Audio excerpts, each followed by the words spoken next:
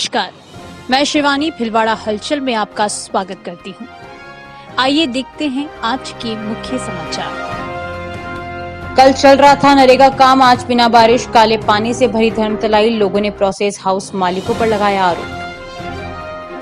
शहर के बाजारों से हटाया अतिक्रमण निरोधी दस्ते ने दुकानों के बाहर रखा सामान किया जब्त, व्यापारियों ने लगाया भेदभाव का आरोप। शराब के नशे में युवक ने फूंक डाली अपनी ही कार, पुलिस ने कहा युवक का मानसिक संतुलन ठीक नहीं। चासपुर के पीपलून में खेत के ऊपर से गुजर रही 11,000 केवी की लाइन टूटी, करंट की चपेट में आने से 4 गायों की मौत। आदिवासियों पर की गई टिप्पणी पर माफी मांगने की मांग को लेकर छात्रों ने फूंका शिक्षा मंत्री का पुतला। मानसून के दौरान अतिवृष्टि से बचाव के लिए सभापति की अध्यक्षता में बैठक आयोजित, संभावित बाढ़ की तैयारियों पर की चर्चा। चित्तौड़ शहर में झमाझम बरसे बादल, आधा घंटे की तेज बारिश से कई क्षेत्रों में हुआ जलभराव। कोटा सांसद ओम बिरला एक बार फिर लोकसभा स्पीकर चुने गए, पीएम मोदी नेता विपक्ष राहुल गांधी ने आसन तक पहुंचाया।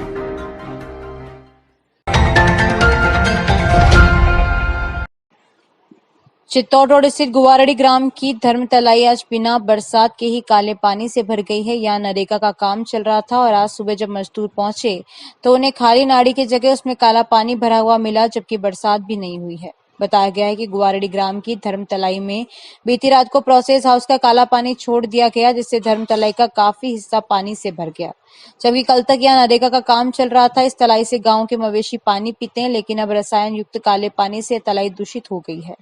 सुबह नरेगा श्रमिक वहां पहुंचे तो उन्हें यह देखकर आश्चर्य होगा कि बिना बरसात ही नाड़ी में पानी कैसे भर गया।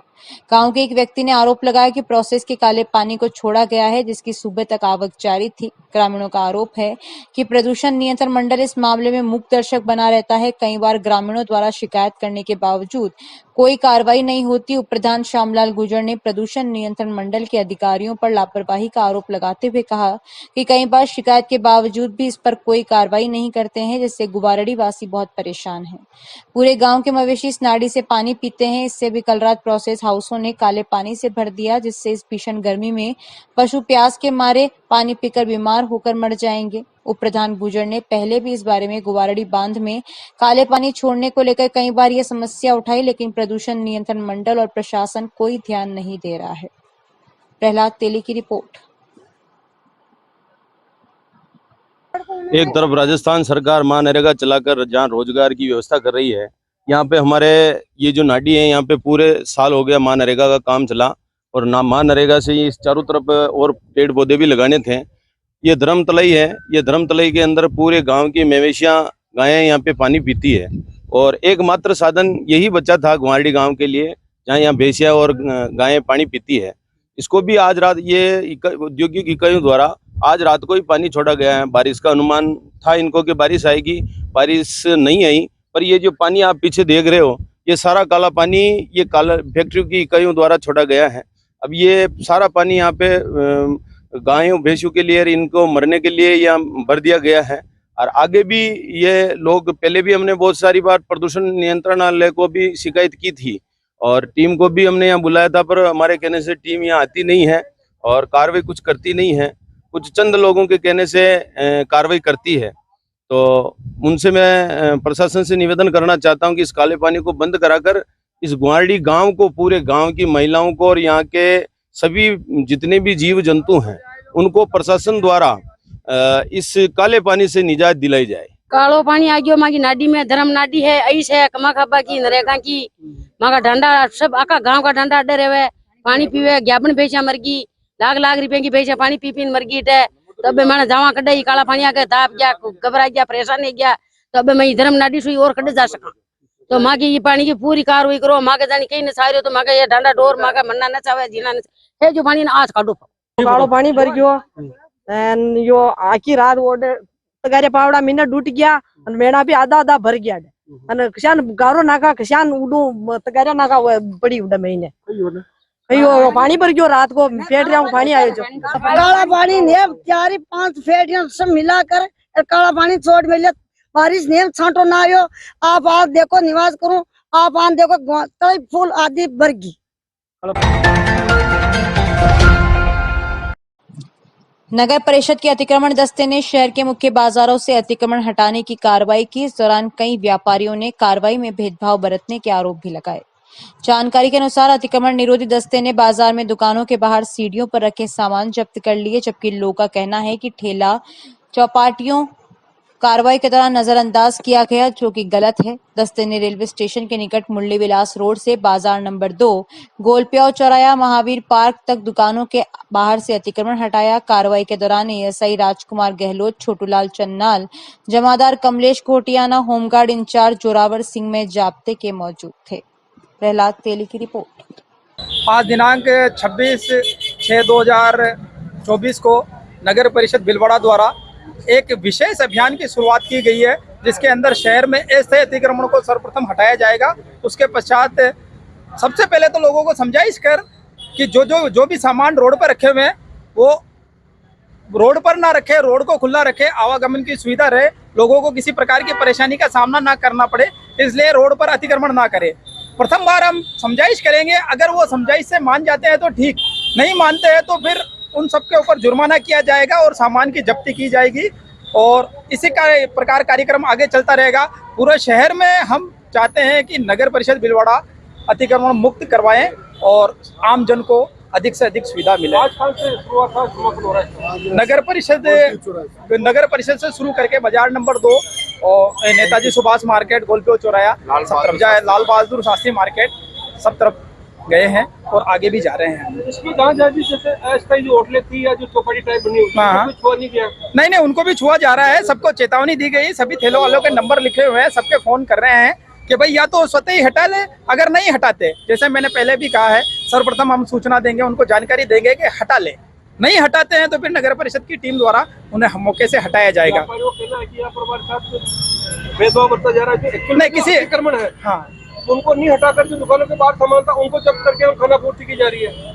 नगर परिषद किसी भी प्रकार के व्यक्तियों के साथ भेदभाव नहीं करती है, सबके साथ समझाइश का मौका देंगे। सर्वप्रथम अगर सामान हटा लेते हैं तो ठीक है, नहीं हटाए तो फिर नगर परिषद द्वारा कार्रवाई करके उन्हें जब्त किया जाएगा। समस्या ये है कि दुकान के बाद जो सीढ़ी है, सीढ़ी के ऊपर माल पड़ा वो उठा रहे हैं, नीचे पड़ा उसका तो कोई दिक्कत नहीं है, लेकिन पिकअप जो आड़ी वाड़ी मर्जी से लगा रखी है, टेम्पू खड़े, उनका कोई अतिक्रमण नहीं है। दुकान के बाद सीढ़ी के ऊपर सामान पड़ा उठा के ले जा रहे हैं, वो अतिक्रमण में है। इनके ठेले लग रहे हैं, कुछ भी लग रहा है, अतिक्रमण वाहन का हो रहा है, उसका कोई प्रॉब्लम नहीं इनको। दुकान के बाहर सामान पड़ा सीढ़ी पे, उसका अतिक्रमण तो तकलीफ है उनको। मैं दुकान के बाहर से पोटला उठाया है, सीडी रिकॉर्डिंग है मेरे पास कैमरे में, बाहर से उठा के लगे 150 रुपये रसीद कटाई मैंने। अभी कपड़े की गठान है, सीढ़ी पे पड़ी, जो तो ऊपर पड़ी है, नीचे नहीं पड़ी रोड पे। वो ऐसे चौपाटी ऐसे मान खड़े, उससे कोई लेना देना नहीं इनको, अभी भी लग रहे हैं। सैलस मेडिकेयर द्वारा करें घर पर बुजुर्ग एवं बीमार व्यक्ति की देखभाल, रखें अपनों का ख्याल अपनों के बीच। सुविधा लेने के लिए आज ही संपर्क करें 7665545555।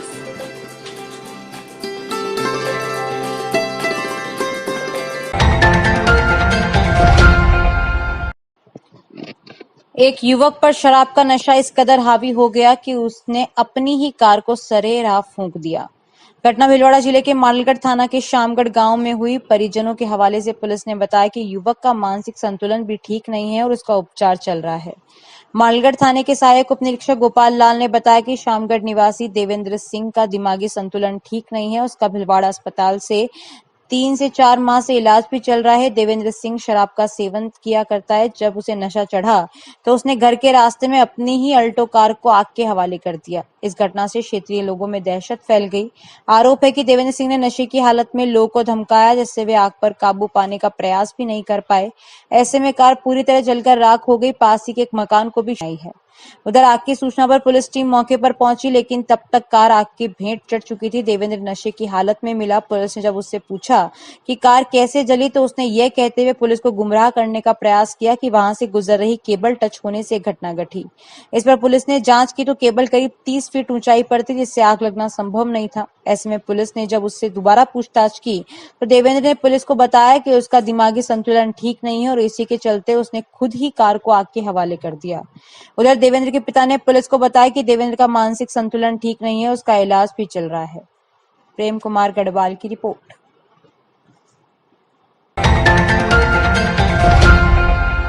शाहपुरा जीप गांव में खेत से गुजर रही 11,000 केवी बिजली लाइन का तार टूटकर खेत में गिर गया। उसी खेत से 4 गायें चरने जा रही थी जो 11,000 केवी बिजली लाइन के करंट की चपेट में आ गई, जिससे 4 गायों की मौके पर ही मौत हो गई। पीपलुन निवासी सीता देवी खाती की 4 गायें गांव के पास खेतों में मंगलवार को सुबह चढ़ने गई थी, जिनको ढूंढने गई तो देखा कि 11,000 केवी बिजली लाइन का तार टूटकर जमीन पर लटक रहा था, जिसके करंट की चपेट में आने से उनकी 4 गायों की मौत हो गई, जिनको देखकर सीता देवी जोर जोर से चिल्लाने पर गांव के सोनू पंचोली दौड़कर पहुंचा। गायों की हालत को देखकर उन्होंने उप सरपंच को सूचना दी। उप सरपंच सावन टांक व धर्मेंद्र कंजर मौके पर पहुंचकर शासन प्रशासन के अधिकारियों को सूचित किया गया। सूचना पर जहाजपुर थाना पुलिस व बिजली विभाग के कर्मचारी एवं पशु चिकित्सक मौके पर पहुंचे, जहां पर पीपलुम पशु चिकित्सक महावीर प्रसाद रेगर ने गायों का पोस्टमार्टम किया। दुर्गेश रेगर की रिपोर्ट। यहाँ 11,000 को तार टूटियो को ये विद्युत मंडल वाला ने सारा ने या सूचना दी दी उठे वहाँ के नके भी गया उठे आपने इमें भी गया उठे JNN ने वने सब ने सूचित करिया बाद में भी नकरी हुना कोई हुना ही नकरी जो वह कहीं एक्सीडेंट कोई हुआ ही तार का तो करंट आ गया विद्युत करंट आ गया। तो इसमें लापरवाही किसकी? ये लाइट वाला की।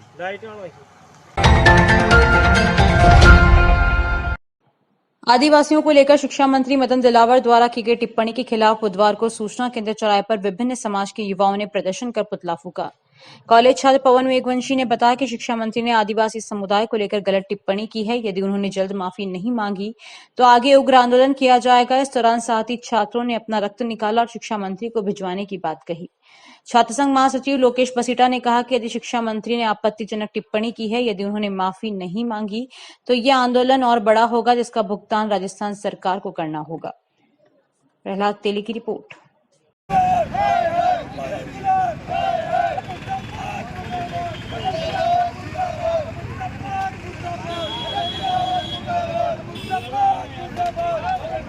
मुख्य बाजार सूचना केंद्र चौराहे पर राजस्थान सरकार के शिक्षा मंत्री मदन जी दिलावर का पुतला दहन किया गया।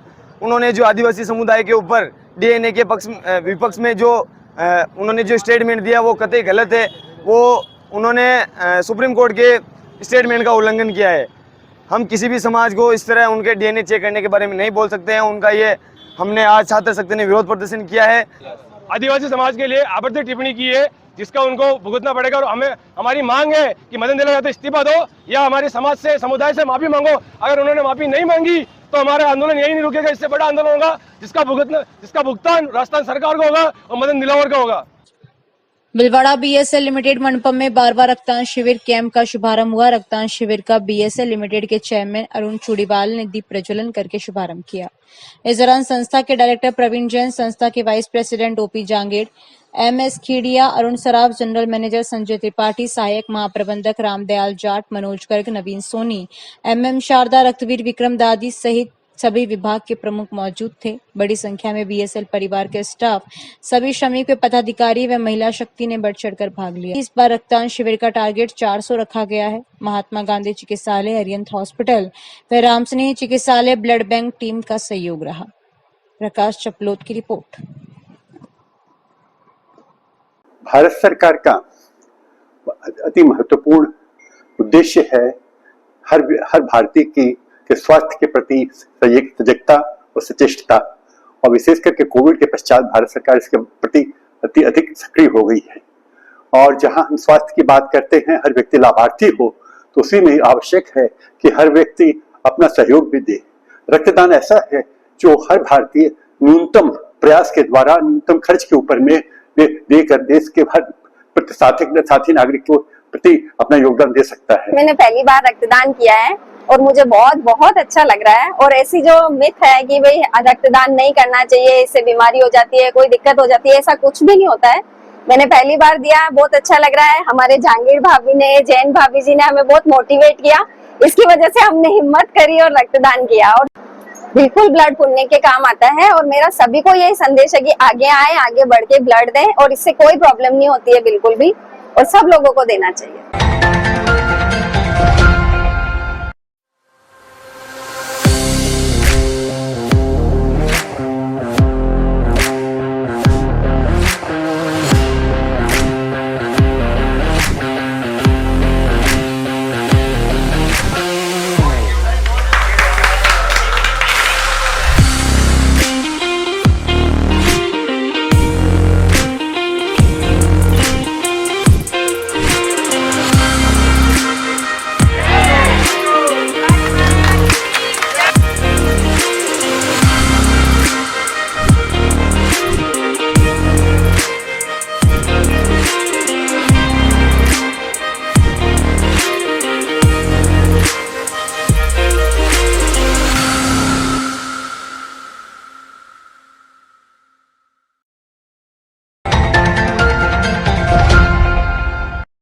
चित्तौड़ के आंगनवाड़ी कर्मचारी यूनियन के कार्यकर्ताओं ने कलेक्ट्रेट पर नारेबाजी करते हुए प्रदर्शन किया तथा आंगनवाड़ी महिला पर्यवेक्षक पद में हुई अनियमितताओं को लेकर मुख्यमंत्री के नाम जिला कलेक्टर को एक ज्ञापन सौंपा। संगठन की जिला अध्यक्ष निर्मला कुमावत ने बताया कि 22 जून को महिला सुपरवाइजर के लिए प्रदेश में परीक्षा का आयोजन हुआ। यह परीक्षा आंगनवाड़ी महिला पर्यवेक्षक पद की सीधी भर्ती के लिए आयोजित की गई थी। उसमें राजस्थान चयन बोर्ड के अनुसार 10 साल का अनुभव रखने वाली आंगनबाड़ी कार्यकर्ताओं के लिए परीक्षा का आयोजन किया गया था। इस परीक्षा के दौरान कई अनियमितताएं देखने को मिली। इस परीक्षा में आंगनबाड़ी कार्यकर्ताओं को ही लेना था, पर कंप्यूटर ऑपरेटर 2 साल से कार्य कर रही आंगनबाड़ी कार्यकर्ता प्राइवेट स्कूल में पढ़ने वाले शिक्षिका ने भी उनके साथ परीक्षा दी, जो कि नियमों के खिलाफ था। इसको लेकर आंगनबाड़ी कार्यकर्ताओं में आक्रोश है। उन्होंने कहा कि सरकार द्वारा इस पर संज्ञान नहीं लिया गया तो पूरे प्रदेश में आंगनबाड़ी कार्यकर्ता प्रदर्शन करेंगी। राजेश जोशी की रिपोर्ट। आपका?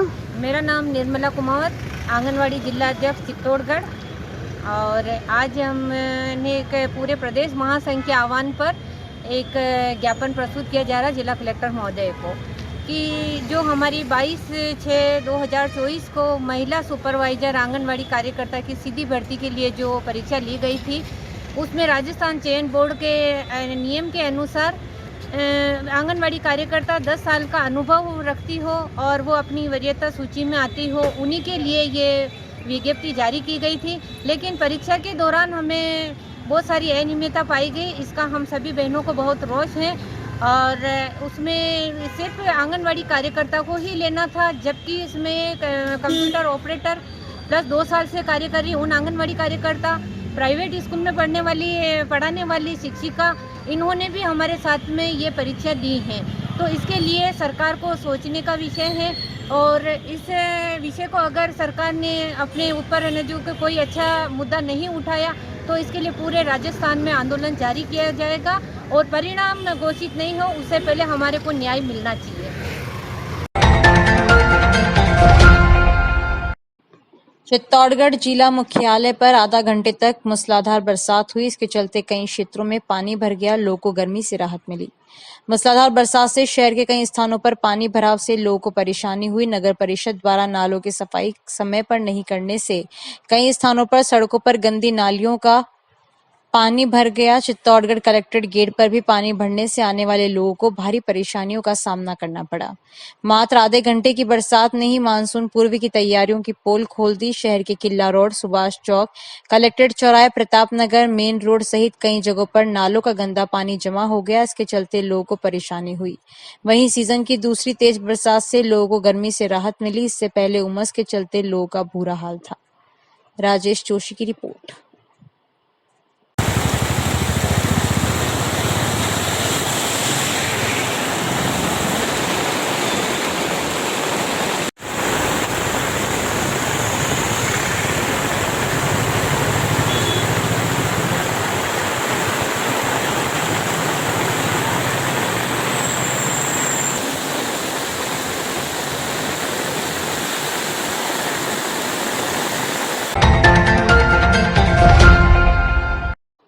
चंबल प्रोजेक्ट अधिकारियों की लापरवाही के चलते ग्रामीण क्षेत्रों में पेयजल व्यवस्था पूरी तरह से चरमराई हुई है। ऐसे में मालासेरी ग्राम पंचायत के कानपुरा गांव के बड़ी संख्या में महिलाओं सहित लोगों ने गोविंदपुरा में चंबल जल परियोजना कार्यालय के बाहर जाकर प्रदर्शन किया। लोगों ने बताया कि जो पानी की सप्लाई की जाती है उसमें भी भेदभाव किया जाता है और जो पानी आता है सिर्फ नाम मात्र का आता है, जिसके चलते पीने के पानी की भारी समस्या हो रही है। वहीं पशुधन भी प्यासे मर रहे हैं। अधिकारियों को इस बारे में कई बार अवगत करवाया, लेकिन हालात जैसे के तैसे हैं। पानी का मामला, चंबल का पानी के लिए हम यहाँ जो अवगत कराने आए साहब को, मालाशेरी पंचायत ग्राम कानपुरा, हमारे आज तक 12 दिन हो गए पानी नहीं आया बिल्कुल ही चंबल का। और हमने जैन साहब को पहले 4-5 पहले भी कहा कि भाई हमारे पानी सप्लाई बराबर नहीं हो रहा, तो साहब ने हमारी कोई सुनाई नहीं की। जो छोड़ने वाला है मन मर्जी से काम करता है, जिसके देता तो 2-2 घंटा देता है, उसको नहीं देता, जिसको 1 घंटा भी नहीं देता पानी। हमारे को हमें समस्या हो रही पानी के। मवेशी तसे मरे, बाबा सुना जो जानवर है उसको पानी पीने के लिए पो में भी पानी नहीं है। गाँव वाले आप क्या चाहते हो? हम चाहते हैं कि भाई हमारे को टाइम पे टाइम पानी मिले हमारे को, और पो में ऊपर जो जानवर को पानी पीने के लिए प्रेशर से पानी दे हमारे को। आपका नाम? आगामी मानसून को मद्देनजर रखते हुए शहर में संभावित अतिवृष्टि से बचाव हेतु सभापति राकेश पाठक की अध्यक्षता में बैठक आयोजित की गई।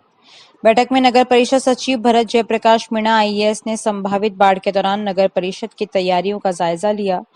सभापति पाठक ने बताया कि बैठक के दौरान परिषद मानसून सत्र से पूर्व शहर के नालों की पूर्ण सफाई करवाई जाने, टूटे हुए क्रॉसिंग की रिपेयर तत्काल किए जाने तथा सड़क के गड्ढों की रिपेयर हेतु संबंधित अधिकारियों को निर्देशित किया गया। शहर के अंडरब्रिज में बारिश के दौरान भरने वाले पानी की तत्काल निकासी हेतु रेलवे फाटक, काशीपुरी एवं पुलिस लाइन, अंडरपास पर मंड पंप तैनात किए जाने हेतु भी निर्देशित किया गया। शहर के निचले इलाकों में जहां बारिश के दौरान पानी भरने की अधिक संभावना रहती है, वहां के निवासियों को पूर्व चेतावनी हेतु माइक द्वारा प्रचार प्रसार किए जाने हेतु भी निर्देशित किया गया।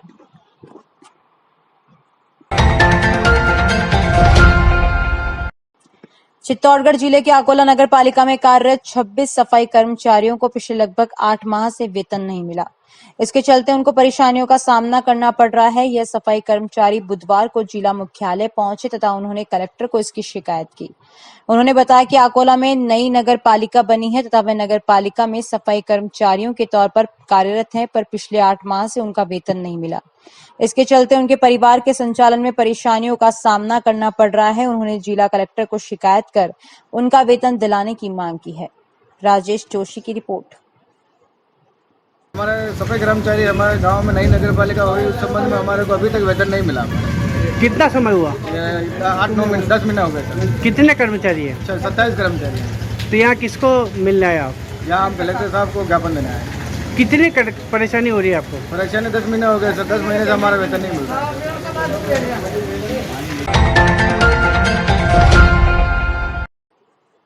देश की संसद में एक बार स्पीकर राजस्थान से होगा। बुधवार सुबह कोटा से भाजपा सांसद व 17वीं लोकसभा में स्पीकर पद रहे ओम बिरला को एक बार फिर ध्वनि मत से लोकसभा स्पीकर चुना गया। बिरला के फिर से अध्यक्ष चुनने पर प्रधानमंत्री नरेंद्र मोदी ने कहा कि आदरणीय अध्यक्ष जी, यह सदन का सौभाग्य है कि आप दूसरी बार इस अध्यक्ष पद पर आसीन हुए हैं। मैं आपको और पूरे सदन को बधाई देता हूं।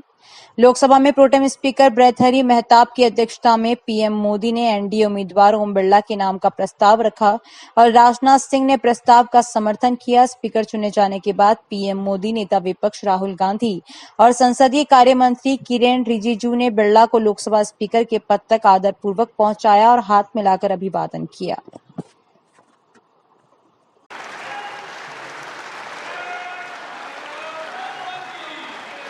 आपके चेयर है, आप संभालें प्लीज।